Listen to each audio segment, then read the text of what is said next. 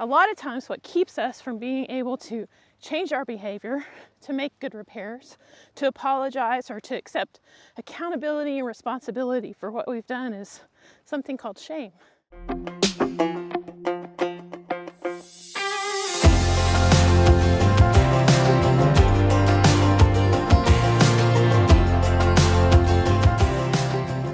If you've ever done something that has hurt someone or hurt yourself, or caused someone that you care about pain, you probably feel a little like this.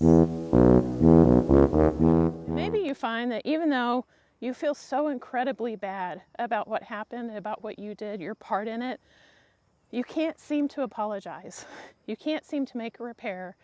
And it seems like no matter how hard you try, you can't seem to change your behavior. Maybe you even get into this habit of now, even though you're the one that hurt somebody, you are feeling attacked and you're feeling like you're the one who's being hurt. And this is when sometimes people will say something like, okay, now you're making yourself the victim when you're the one who hurt me.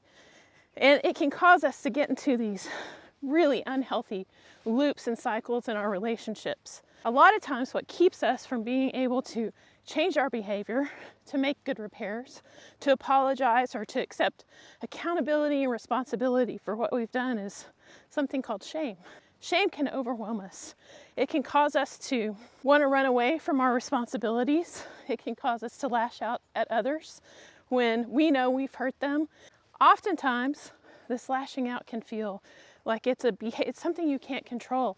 It's an impulsive urge that is very difficult to get a hold of.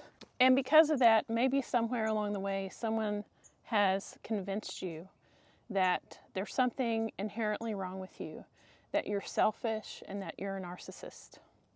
And I don't know if you are or not, but one thing I do know is that when we struggle to be able to make repairs in our relationships, it's usually not something that we're doing on purpose. It's usually because when we needed to learn this, we didn't have the people or the situations around us that helped us learn how to make genuine repairs in relationships.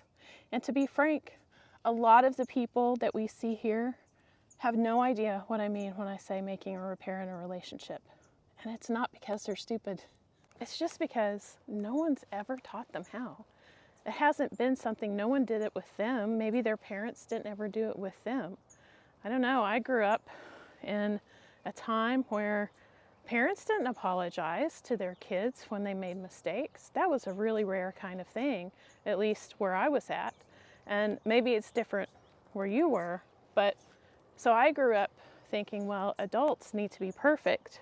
And so therefore, if I'm going to grow up to be a good adult, I need to start learning how to be perfect.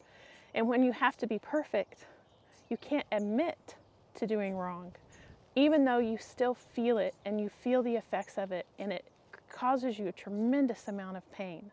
So if you've been feeling like you're buried under shame, it might be because you need some opportunities and some relationships to learn how to make good repairs and how to be accepted and loved, even though you are imperfect and human and make mistakes. And one of the great things about working with horses is that we can get some opportunities to do that in a relationship with a horse that doesn't have the same kind of social and emotional risks attached to it as it is when we're trying to make those changes and learn and grow with humans. And that's why we love equine-assisted psychotherapy so much. It allows us to work with a horse and to be in a relationship where we can start to work on all of these things. Some of them are very deeply rooted that take more than just talking about to work through. So if any of this is speaking to you and you find that you are feeling like you're buried under shame quite often, here's one thing that you can do to start undoing this pattern in your life. And the first thing is looking for small things that you can do where you know you're making a mistake, where you know you've done it wrong, but it's not really hurting anybody else or you or anything like that, but you still have intense feelings about it. To work on those small things like, I don't know, maybe you put the silverware in the wrong drawer when you were putting the dishes away. And maybe you have an intense feeling about that. Pause and notice that feeling. Remind yourself that it's okay to make mistakes and that you don't have to be perfect. And make a repair. Literally just take whatever you put it back where it belongs, and that's your repair.